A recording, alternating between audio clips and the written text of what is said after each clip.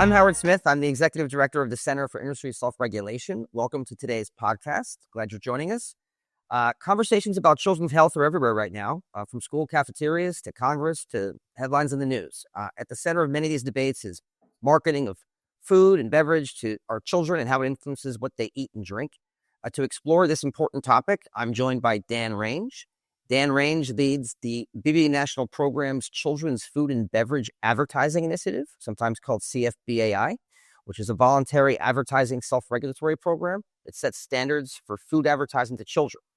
In this role, Dan also leads CFBAI's sister program, the Children's Confection Advertising Initiative, a similar pledge program designed for small to medium-sized confectionery companies.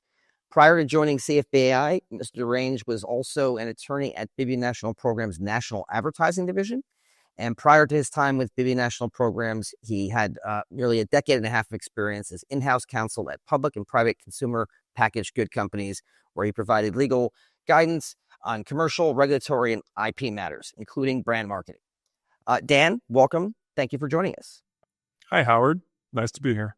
Can you tell our audience a little bit about CFBAI, what it is, and why it was created? Sure. CFBAI, the Children's Food and Beverage Advertising Initiative, is a voluntary advertising self-regulation program launched in 2007 to improve the landscape of food and beverage advertising to children. Leading food, beverage, and quick-serve restaurant companies participate in CFBAI.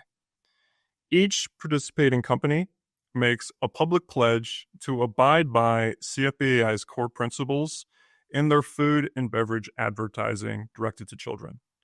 Now, at the root of this core principles commitment is a requirement that participating companies either not advertise any foods or beverages in media primarily directed to children under age 13, or advertise in such media only foods and beverages that meet the program's strict nutrition criteria. That nutritional criteria sets limits on the amount of things like calories, added sugars, sodium, and saturated fat that may be in child-directed advertising, and also requires those foods to provide positive nutrient contributions like food groups or nutrients of public health concern like calcium or vitamin D. CFBAI commitments apply broadly across child-directed advertising. So they apply to advertising in traditional media like television, radio, and print, but also importantly today across digital media.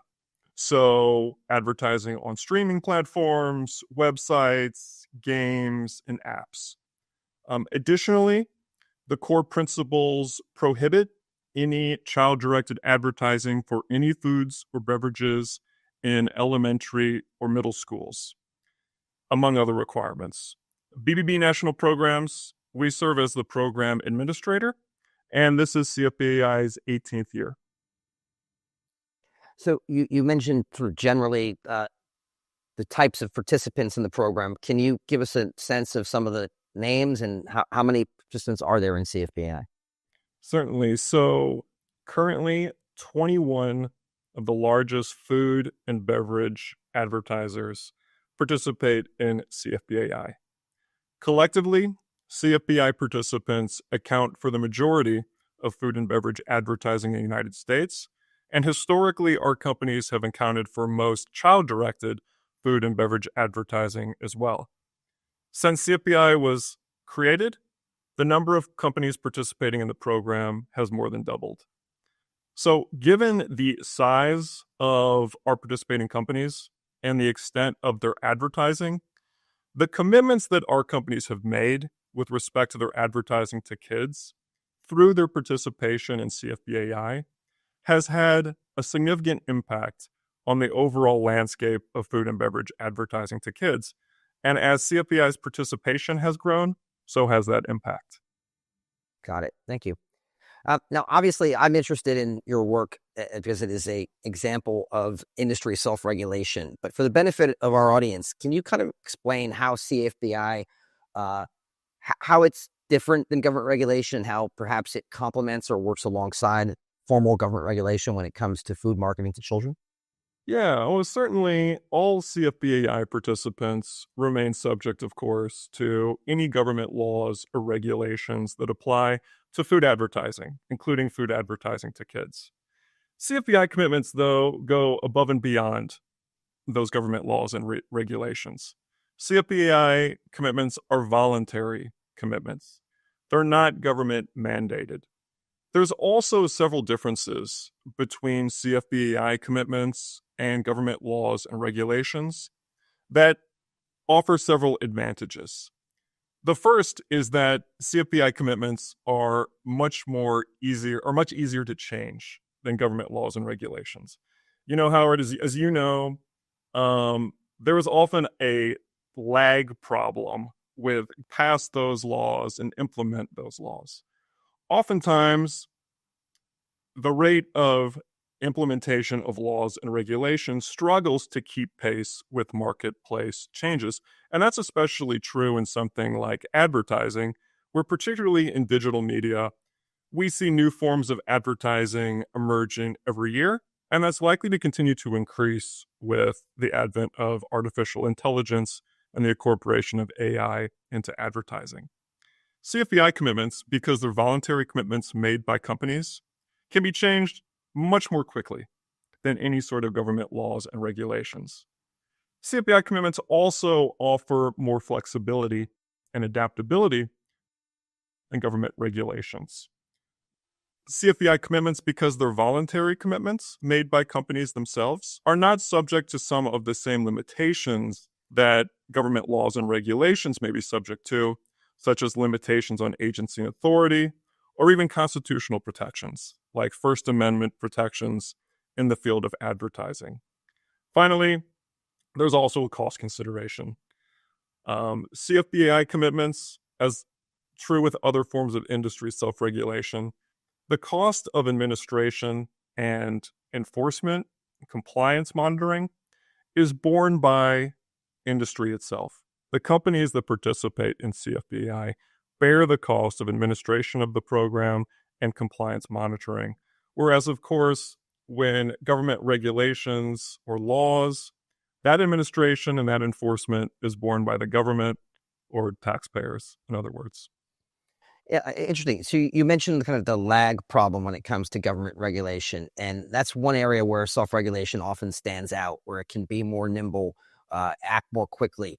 Can you give us an example of where CFBI has sort of demonstrated that nimbleness in its commitments?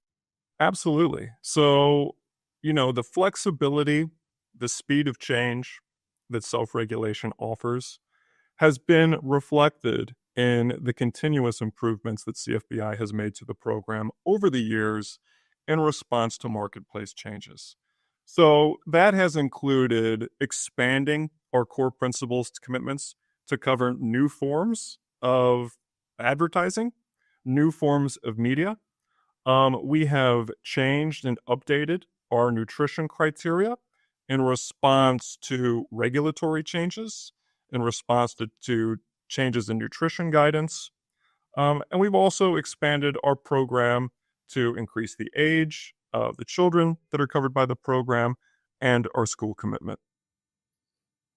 And now, several times I've heard you use the phrase CFBAI commitments. And, when it comes to self-regulation, one question is always really about sort of credibility and accountability. How does CFBAI ensure that the commitments are actually acted upon and companies are not just sort of signing on in concept, but they're actually following through and making meaningful changes? Yeah, that starts with transparency, Howard.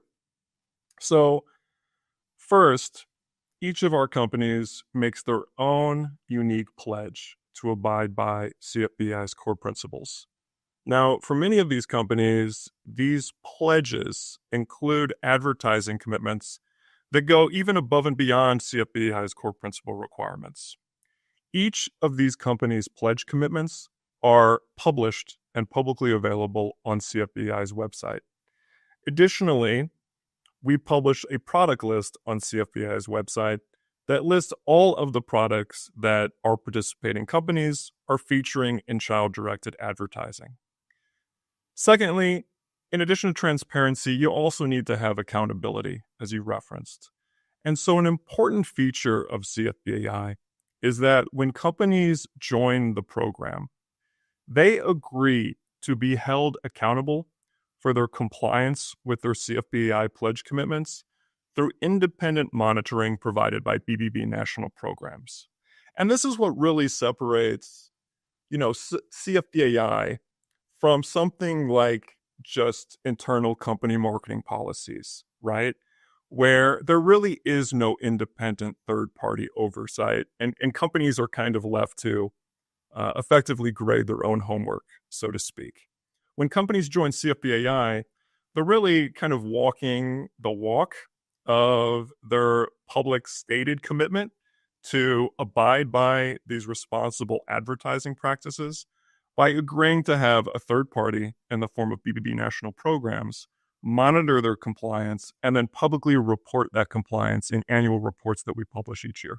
Dan, why don't you share with our audience, why was CFBI created in the first place?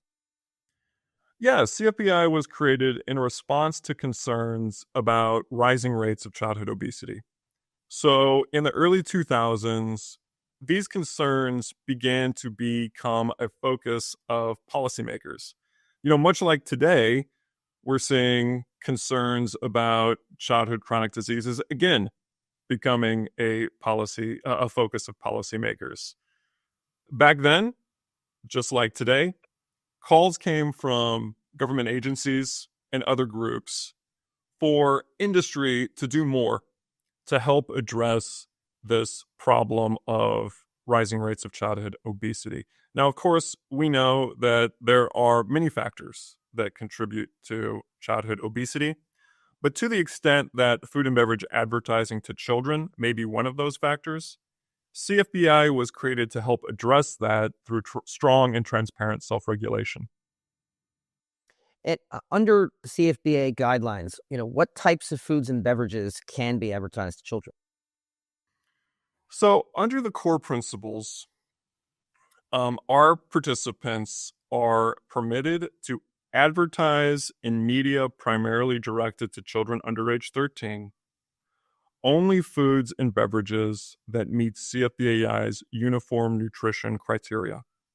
So, again, this is nutrition criteria that sets strict limits on the amounts of calories, added sugars, sodium, and saturated fat that may be in advertised foods, and also requires those foods to provide positive nutrient contributions. Before CFBI was created, there were no nutrition criteria that applied to food and beverages marketed to kids.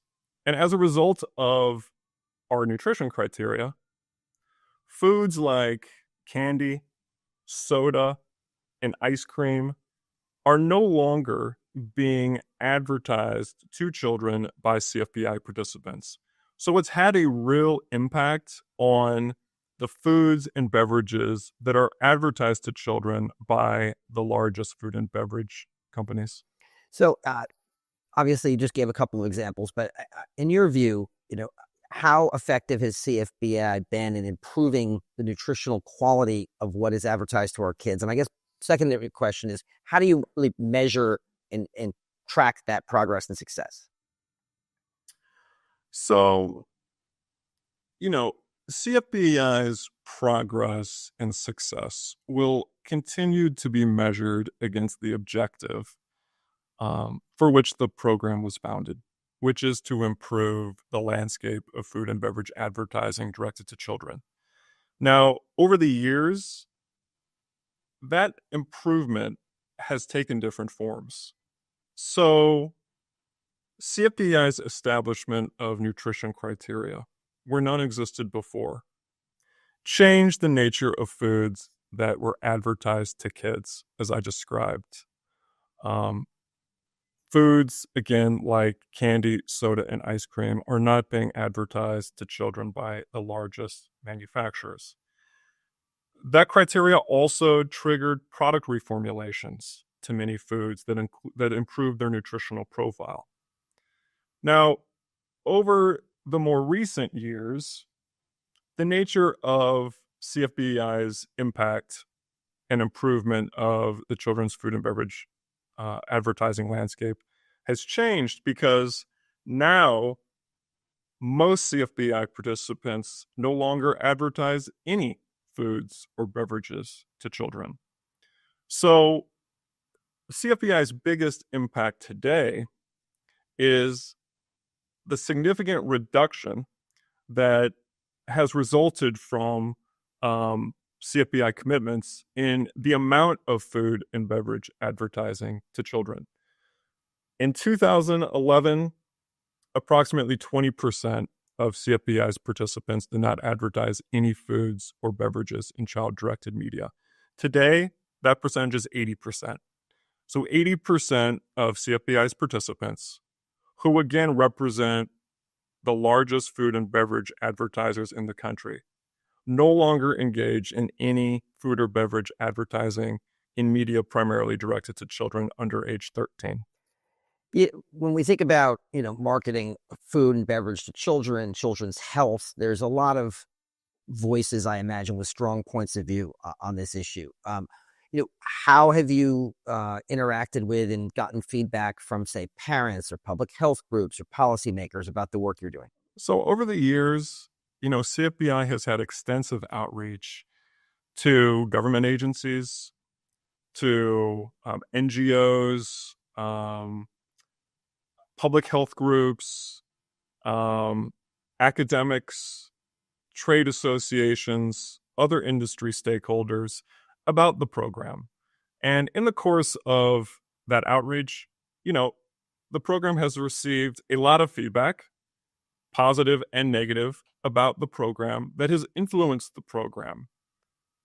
I think in all of that outreach, there has been an acknowledgement of the positive impact that CFBI has had in improving the children's food and beverage advertising landscape. How does CFBAI address new marketing channels such as social media and influencer marketing? Well, Howard, this is a real advantage of industry self-regulation, and an advantage that, self-regulation has over, government laws and regulations. Look, advertising, particularly advertising in digital media, is changing so quickly. There's conversations you hear about, different applications of AI, chatbots, new streaming platforms adopting, taking on advertising where formerly there was no advertising before. So given this rapid change in the digital advertising landscape, one of the advantages that CFBI has is that we can adapt program requirements quickly in response to these changes in the advertising ecosystem. And so over the course of our program, CFBI commitments have changed to reflect new forms of digital media. We are certainly looking to ensure that our program remains responsive to the changing environment in digital advertising, and that our program requirements, the core principles, reflect the current state of the advertising ecosystem today. Critics of self-regulation will argue that it's just never enough. As someone who's in the trenches with CFBAI, how would you respond to that criticism? Howard, I think the criticism of industry self-regulation typically begins with a lack of trust.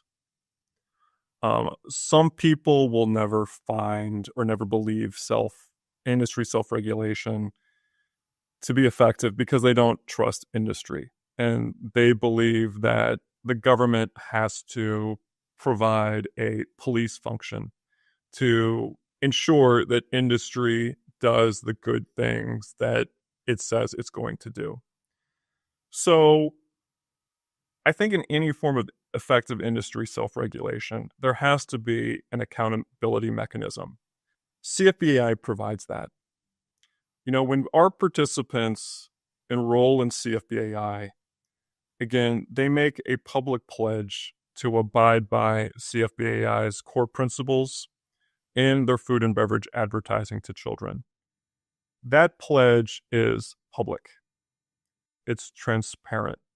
Anyone can see it, so that helps hold companies accountable for compliance. But more importantly, when companies join CFBAI, they also agree to be held accountable through independent monitoring by BBB national programs.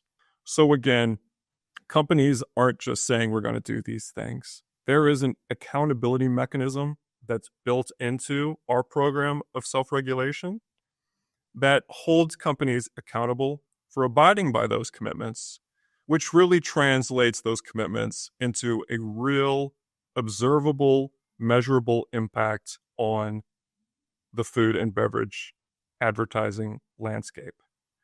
I also would say that there are certain areas where self-regulation is the better option, whether because of limitations on government authority, which may come from limitations on agencies' rulemaking powers, may come from limitations imposed by constitutional protections, where, and I think advertising is an area where those apply, where industry self-regulation can actually fill a gap that may exist where government regulation may struggle to fill.